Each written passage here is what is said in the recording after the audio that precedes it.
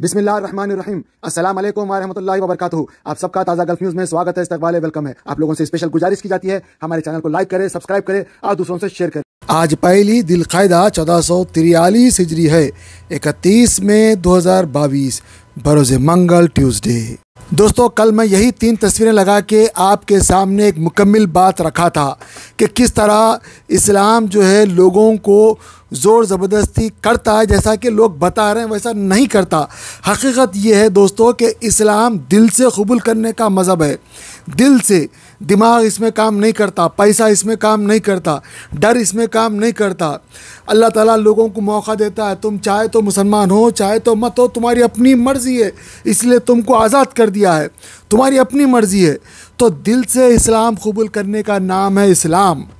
और अगर कोई आदमी दिल से कबूल करना नहीं चाह रहा तो फिर वो ज़बान से बोले या पैसों की गर्मी में मुसलमान हो जाए, क्या भी हो जाए, वो कबूल नहीं होता है, दिल से कबूल करना पड़ता है। कल मैं आपको ये भी बताया था कि 200 लोग मक्का ताइफ से आते हैं सिंध, और वहाँ पे उनकी मुखालफत करने वाले 2 लाख लोग आते हैं। जो जिस तरह आज जो लोग आते हैं, लोग डंडे भाले ये वो लेके आप देखते हैं, आपको पता है, उसी तरह उस वक़्त भी लोग आए थे। उस वक़्त के जो डंडे भाले थे या उस वक़्त के जो तलवारें थे वो उनके मुकाबले में आ गए। लेकिन जब उन लोगों ने उनका व्यवहार देखा, उनका कल्चर देखा, उनका जो है आपस में मिलने का तरीक़ा देखा, नरमी देखी, तो वो जो है उनसे मुतासिर हो गए। एक भी लड़ाई नहीं हुई, एक भी खून का ख़तरा नहीं बहा, दिल से वो लोग ईमान ले आए हुए हैं। और जब मुसलमान दिल से जब ईमान लेके आता है तो निकलता भी नहीं है, दिल ईमान से खाली नहीं होता है। अल्लाह जिससे ईमान छीन लेता है वो आदमी दीन के बाहर हो जाता है, लेकिन ऐसा बहुत कम होता है। तो इसलिए जो भी मुसलमान बनते हैं वो दिल से होते हैं, और दिल ही से अल्लाह का ताल्लुक़ है, क्योंकि दिल में बसता है अल्लाह ताला। याद रहे दोस्तों, ये जो प्रोपेगेंडा चल रहा है कि मुसलमान ज़ोर ज़बरदस्ती से लोगों से शादियां कराता, ये जुल्म करा वो जुल्म करा, पूरे कहानियाँ, पूरे पॉलिटिकल चीज़ें हैं। पहले बाबरी मस्जिद क्या कम था जिसको जो है केस ख़त्म हुआ, कई केस आप शुरू हो गए। अब इतना बोले, इतना मारे, इतना झंडे चढ़ा दिए, मस्जिद तोड़ दिए, मस्जिदों के ऊपर झंडे लगा दिए, और मॉब लिंचिंग ये वो सब कुछ हो गया, सब कुछ मुसलमान बर्दाश्त कर लिया। अब है सो नाम मोहम्मद सल्लल्लाहु अलैहि वसल्लम का, जो हमारे अंदर जो ईमान है उसको भी जो है हमला कर दिया गया। कल ये जो बीच वाली औरत है जिसका नाम है नुपुर शर्मा, ऐसे गंदे अल्फाज से इसने बात की, इसको परवाह ही नहीं है कि इसने क्या बात की, इसको पता है लेकिन इसको परवाह ही नहीं है कि इसने क्या बोल दी। यकीनन इसके पीछे कुछ और भी दिमागों का काम है। और इसका साथ दी लेफ़्ट साइड में जो औरत बैठी हुई है मोटी, इसने जो इसका चैनल है टाइम्स नाउ, जहाँ पे काम करती है, और राइट साइड में बैठे हुए मुसलमान साहब जिनका नाम है नोमानी। ये नाम क्या है, इनको कुछ भी बोलना नहीं आता, इतनी बड़ी बात उन्हें बोल दी, इन्हों समझा नहीं सके। और इनकी तरह और भी कई लोग आए, चैनल पे जाके पैसे लेते हैं, चैनल पे जाके बातचीत करते हैं। अरे भाई साहब को ट्विटर के ऊपर लोगों ने रोका कि भाई तुम क्यों जाते, ये बोलते हैं ट्विटर के ऊपर कि भाई आपको अगर चाहिए तो मैं आपका रिकमेंडेशन कर देता हूँ, आपको पैसे मिल जाते। इस किस्म की भाषा का इस्तेमाल करते, ये जाके डिफेंडर बनते हैं, ये जाके मुसलमानों के हक़ में बात करते हैं। हक़ में क्या बात करते हैं, बल्कि नुकसान पहुँचाते हैं। इसीलिए लोग कह रहे हैं कि भाई आप लोग मत जाओ। अभी जो बीच में बैठी हुई है रानी बन के, क्या वाकई रानी है? नहीं है, लेकिन इनका जो इन्हें जो तकलीफ़ दिए हैं, मुसलमानों को तकलीफ़ दिए हैं, मोहम्मद सल्लल्लाहु अलैहि वसल्लम के ऊपर इन्होंने जो है गलत बात बोल दी है, वो सब लोगों को तकलीफ़ है। मैं न्यूज़ में कभी भी ऐसे बातें नहीं करता, लेकिन मैं मजबूर हूँ समझाने के लिए, ये समझाने के लिए, बीबी नुपुर तुम सोचो इस्लाम क्या है, तुम समझो, सीखो, पढ़ो, क्योंकि तुमको मालूमात नहीं है, तुमको बस वही मालूम है जो तुमको मालूम है, जो तुम्हें बताया जा रहा है। लेकिन तुम थोड़ा निकलो, किताबें पढ़ो, तुम्हारी अपनी किताबें पढ़ो। कभी भी मुसलमान किसी को ज़बरदस्ती मुसलमान नहीं बनाता।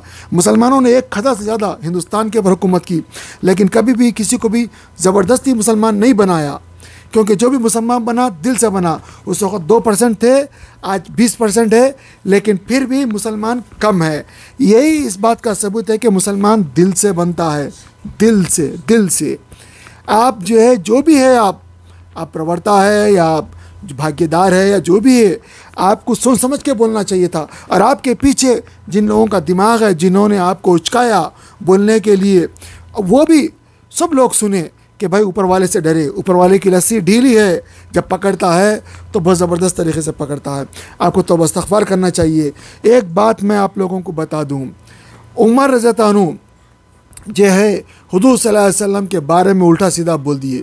उन्होंने क्या बोला कि भाई मैं हुजूर सल्लल्लाहु अलैहि वसल्लम का जो है क़त्ल करूँगा, नाउज़ बिल्लाह। ये कह के निकले और अपनी कुफ्र की गर्दन काट लिए और इस्लाम के अंदर दाखिल हो गए, क्योंकि उनकी बात लिमिट में थी। अल्लाह ने उनको हिदायत दे दिया और उनके तरह जितने भी लोग हैं लिमिट में रहेंगे तो अल्लाह ताला उनको सही राह दिखाएगा। उसी तरह अबू जहल, अबू लहब लिमिट के बाहर रह के बात करे। कौन अबू जहल कौन था, अबू लहब कौन था, ये आप लोग मालूम कर ले। लिमिट के बाहर बात करे तो अल्लाह ने ख़ुद उनसे जो इंतकाम लिया और इबरत का निशान बना दिया। और एक बात आपको ये भी बता दूं, फ़िरौन जिसके पास सब कुछ था, हाथ में पावर था, लेकिन पेशाब पैखाना उसका कंट्रोल में नहीं था। वो आदमी चला मूसा अलैहिस्सलाम को कंट्रोल करने के लिए। जिस पानी से अल्लाह ने मूसा अलैहिस्सलाम को निकाला, उसी पानी में अल्लाह ने फ़िरौन को और फ़िरौन का साथ देने वाले, पैसे वाले और दिमाग वाले नमरूद, शद्दाद और जो भी लोग उसका जो साथ देने वाले उसके साथियाँ थे उस वक़्त, जो भी उनके नाम थे, अल्लाह ने पानी में उनको डुबो दिया। तो मैं आप लोगों को ये कहूँगा कि भाई आप एक लिमिट में कोई बात करते समझने के लिए, सीखने के लिए तो बात समझी जाती थी, लेकिन आप लिमिट के बाहर बात करें, लिहाजा आप लोगों को ऊपर वाले से माफ़ी चाहना चाहिए। तारीख़ इस बात की गवाह है, जब भी जिसने कहीं भी किधर भी मोहम्मद सल्लल्लाहु अलैहि वसल्लम के ऊपर कुछ भी बोला है या मोहम्मद सल्लल्लाहु अलैहि वसल्लम के फैमिली के बारे में बोला है तो अल्लाह ने उनको खुद डायरेक्ट अजाब दिया है। तारीख़ गवाह इस बात की, कोई इसको झुटला नहीं सकता। कोई भी बोलो, अल्लाह ने उन्हें अजाब दिया है। अबू जहल है, अबू लहब है और ऐसे कितने लोग हैं जिन्होंने हुजूर सल्लल्लाहु अलैहि वसल्लम के बारे में गलत बोला, अनाप शनाप बोला, लिमिट में जाके बात बोला, तो अल्लाह ने ख़ुद उन्हें अजाब दिया।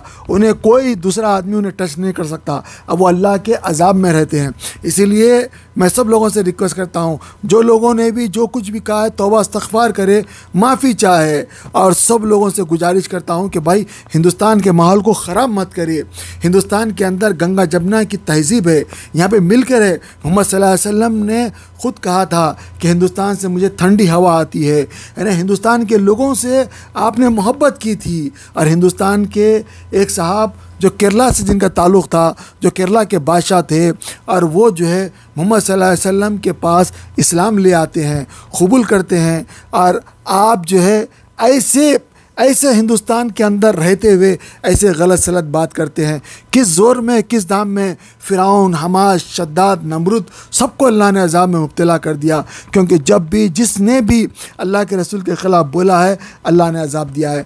कोई भी इंसान जो भी अल्लाह के रसूल के बारे में बोलता है सोच समझ के बोले, क्योंकि वो इबरत का निशान बनता है। मैं सब लोगों से रिक्वेस्ट करूँगा भाई सब तौबा इस्तग़फ़ार करे, सब तौबा इस्तग़फ़ार करेंगे, क्योंकि अल्लाह का जब अज़ाब आता है तो उसको कोई रोक नहीं सकते, और जब अल्लाह का अज़ाब दिख जाता है तो माफ़ी की गारंटी भी ख़त्म हो जाती है।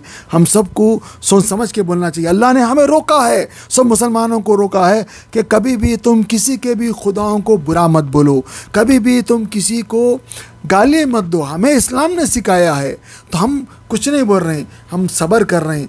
यहाँ तक कि भाई आप लोगों ने जो है मॉब लिंचिंग की, ये क्या वो क्या पता नहीं क्या क्या क्या, लेकिन ये जो हमारा जो आखिरी ईमान का जो हिस्सा है मोहम्मद सल्लल्लाहु अलैहि वसल्लम से मोहब्बत, ये इंसान बर्दाश्त नहीं कर सकता। इंसान बोलता कोई बात नहीं, हमारी जान गई तो गई, क्योंकि हम जब मरेंगे तो ईमान के साथ जाएंगे।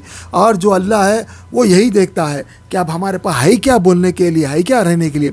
मैं बस सब लोगों से गुजारिश करता हूँ कि सब लोग तौबा इस्तग़फ़ार करें और सब लोग अल्लाह के हुज़ूर झुक जाए। अब दूसरी बात यह है कि ज़ुबैर साहब ने ये औरत के बारे में, नुपुर शर्मा के बारे में जो है आवाज़ उठाई, तो अब ये इनके ख़िलाफ़ भी हो गई। लेकिन एक ख़ास बात यह है कि रज़ा एकेडमी ने नुपुर शर्मा के बारे में केस दर्ज कर दिया। बॉम्बे में, हैदराबाद में, कई जगहों पे केस दर्ज हो चुका है। बहरहाल ये केस दर्ज तो दुनिया की अदालत में हुआ है, लेकिन ऊपर वाला अपना इंतकाम ज़रूर लेगा, क्योंकि वो किसी को भी नहीं छोड़ेगा। क्योंकि हम सब डरना चाहिए, हम सब डरते हैं और डरना भी चाहिए ऊपर वाले से। चाहे ऊपर वाले को आप गॉड बोलो, खुदा बोलो, भगवान बोलो, अल्लाह बोलो, जो बोलते बोलो, लेकिन ऊपर वाले से माफ़ी चालो। अब भी वक्त है, फ़ौरन माफ़ी चालो, तौबा कर लो, इस्तग़फ़ार कर लो।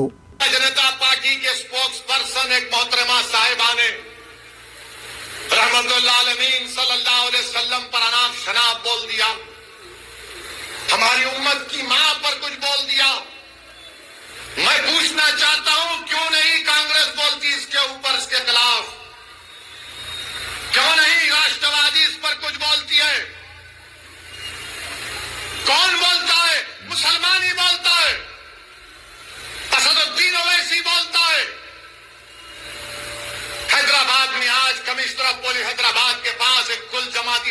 इलेक्शन गया, मगर आपको बता रहा हूं और आप गवाह हैं मेरी इस बात का कि जब कमली वाले पर कोई अनाप शनाप बकता है तो कोई नहीं बोलता। उद्धव ठाकरे के बारे में अगर कोई बोलेगा तो उसके घर को जाकर उसको धमकी दी जाएगी या उसके मुंह पर कालिक फेंकी जाएगी। शरद पवार पर कोई बोलेगा तो थप्पड़ मारा जाएगा। शरद पवार के बारे में कोई लिखेगा तो उस एक्ट्रेस को जेल में डाल दिया गया। तो बताओ क्या शरद पवार को बोला जाएगा, उद्धव ठाकरे को बोला जाएगा, मोदी को बोला जाएगा, और जब मेरे रसूल के बारे में बोला जाएगा तो तुम सब गूंगे बन जाओगे। और हम भारत के प्रधानमंत्री से अपील कर रहे हैं, रिक्वेस्ट कर रहे हैं कि देश के प्रधानमंत्री आप अपने नेशनल स्पोक्स पर्सन के खिलाफ एक्शन लीजिए। अगर आप सबका साथ, सबका विकास, सबका विश्वास की बात करते हैं, आप हमारे खिलाफ रहिए, मगर इतना नफरत मत करिए कि जिसके नाम का सदका हम खाते हैं आप उनके नाम के बारे में अनाप शनाप बक दें। जिसके नाम का हम सदका खाते हैं, देश के प्रधानमंत्री हम आपसे अपील कर रहे हैं कि अल्लाह के रसूल सल्लल्लाहु अलैहि वसल्लम के बारे में आपके स्पोक्स पर्सन ने जो अनाप शनाप बका, आप मुसलमानों के भी प्रधानमंत्री हैं, आप देश के प्रधानमंत्री हैं, आप बता दो ये चीज गलत है, उसको रोको, आप केस बुक करो। देश के प्रधानमंत्री को एक काम करना चाहिए। करेंगे नहीं करेंगे मुझे नहीं मालूम, मगर मुझे यकीन है कि जिसने भी इस तरह की अनाप शनाप बका है उसको उसका सियासी चराग उठता जाएगा, उसको सिक्योरिटी मिलेगी, उसको बड़े बड़े ओहदे दिए जाएंगे। मगर हम देश के प्रधानमंत्री से अपील कर रहे हैं कि जो अपने आप को सेक्युलर पार्टी कहते हैं, शरद पवार साहब आपको बोलना चाहिए। आपके बारे में कोई बोला तो थप्पड़ मार देंगे। उद्धव ठाकरे आपको बोलना चाहिए, मुखालिफत करो आप मजलिस की, कोई एतराज। पहली बात तो यह है कि अल्लाह के कलाम कुरान में अल्लाह ने मना फरमाया किसी के भी खुदा को, इंपॉर्टेंट पर्सनालिटी को बुरा बोलने से। कुरान में चैप्टर 6 वर्स नंबर 8 में लिखे हुआ है, और वैसे ही हमारे कॉन्स्टिट्यूशन में भी किसी भी धर्म के खुदा को बुरा नहीं बोलना चाहिए। अस्सलामु अलैकुम वरहमतुल्लाहि वबरकातुहू। कुरान पाक को तजवीद से पढ़ने की अहमियत। कुरान पाक को तजवीद से पढ़ने की अहमियत यह है कि कुरान करीम अल्लाह अज़्ज़ा वजल का कलाम है। उसके हुकूक़ में एक अहम तरीन और अव्वलीन हक़ यह है कि सेहत अल्फाजी ज़रूरी क़वाइद तजवीद की रियायत करते हुए उसकी तिलावत की जाए। कुरान में अल्लाह अज़्ज़ा वजल का इरशाद है, वरत्तलनाहु तरतीला, हमने उसे तरतील के साथ नाजिल किया है।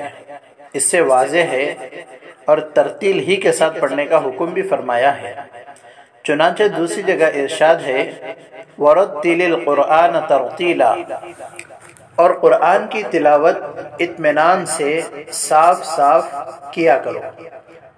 तरतील की तफसीर हज़रत अली कर्रमल्लाहु वजहू के इरशाद के मुताबिक हुरूफ को तजवीद के साथ पढ़ना और वक्फ़ों की मारिफत है, तो तरतील से कुरान करीम पढ़ा जाएगा, तभी उसकी तिलावत का हक अदा होगा।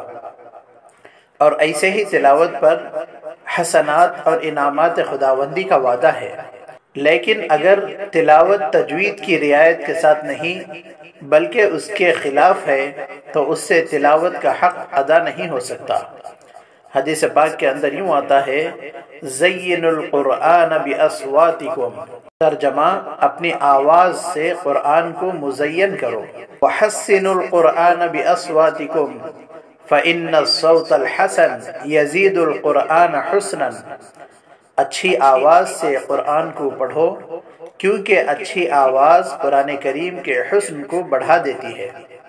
अऊज़ु बिल्लाहि मिनश शैतानिर रजीम, बिस्मिल्लाहिर रहमानिर रहीम। इन्ना नहनु नज़्ज़लना ज़िक्र व इन्ना लहू लहाफ़िज़ून। वक़ाल फ़ी मौज़िइन आख़र वलक़द यस्सरनल क़ुरआन लिज़्ज़िक्रि फ़हल मिन मुद्दकिर। इक़रउल क़ुरआन बिलुहूनिल अरबि व अस्वातिहा। कुरान करीम को अरबी लहजे में पढ़ो। मुहक्किकीन उलमा ने तसरीह फरमाई है कि बगैर तजवीद कुरान पढ़ने वाला मुस्तहिक़ सवाब नहीं। कुरान शरीफ को सीख के पढ़ना हर मुसलमान के ऊपर फर्ज है। इसको सीखना खबर में जाने तक अगर टाइम मिले तो जरूर सीखना चाहिए, क्योंकि अल्लाह का कलाम है। अल्लाह ताला बंदों से फरमा रहा है, लिहाजा क्या अल्लाह ताला फरमा रहा, ऐसा क्या है कुरान शरीफ में, हमको सोच समझ के देख के पढ़ना और पढ़ने के साथ साथ हमको उसके ऊपर प्रैक्टिस करना है, तब हम सही जाके मुसलमान बन सके। वरना हम खाली पीली के जो है खाली नाम के मुसलमान रहेंगे और कुरान शरीफ में क्या लिखा हुआ है, अल्लाह हमसे क्या फरमा रहा, कभी हमको पता नहीं चलेगा। आप जब पढ़ेंगे समझेंगे तो आपको एक मजा आएगा। और एक अजीब बात यह है कि जो आदमी जितनी मोहब्बत से पढ़ता है उसको अल्लाह ताला उतने खजाने खोल के दिखा देता है, उतना विजन उसको नसीब होता है। बहुत सारे लोग गरीब रहते हैं लेकिन जब कुरान शरीफ पढ़ते हैं तो अल्लाह ताला उन्हें अमीर कर देता है। बहुत सारे लोग परेशान होते हैं, कुरान शरीफ जब पढ़ते हैं तो अल्लाह उनकी परेशानियां दूर कर देता है। बहुत सारे लोगों का अजाब कुरान शरीफ पढ़ने की वजह से खत्म होता है। आप लोगों से गुजारिश की जाती है, यहाँ पे जो दिखाए गए नंबर्स के ऊपर इनको कॉन्टैक्ट करें, चाहे आप इंडिया में हो या पाकिस्तान में हो या सऊदी में हो या यूके में हो या यूएसए में हो या गल्फ में कहीं भी हो, किसी दुनिया के किसी भी खिते में हो। आप लोगों से गुजारिश की जाती है कि आप लोग भी अगर पढ़ाना चाह रहे हैं तो मुझे नंबर दे, मैं अपने चैनल के ऊपर फ्री ऑफ कॉस्ट प्रचार करता हूँ। दूसरी बात, अगर कोई पढ़ना चाहता है तो याद रखिए, अगर आप इंडिया के हैं तो इंडिया का नंबर है, पाकिस्तान के है तो पाकिस्तान का नंबर है, यूके के है तो यूके का नंबर है, गल्फ के है तो गल्फ का नंबर है। किसी से ही पढ़ ले, पर्देदार ख़वातीन भी पढ़ा रही है, मर्द हज़रात भी पढ़ा रहे हैं। आपको पढ़ना है, आप हो या मैं हो, जरूर पढ़ना चाहिए, वरना बहुत बड़ी गलती हो जाएगी। अल्हम्दुलिल्लाह रब्बिल आलमीन, सारी तारीफ अल्लाह के लिए, लेकिन अगर आप गलती पढ़ देंगे तो सारी तौर पर अल्लाह के लिए हो जाएगी। तो मेरे को माफ़ करे और मेरे लिए भी दुआ करे, अपने लिए भी दुआ करे। अल्लाह सबको हिदायत दे, आपस में मोहब्बत दे और कुरान शरीफ से इश्क दे, सिखा, समझा, पढ़ा और अमल करा। आमीन।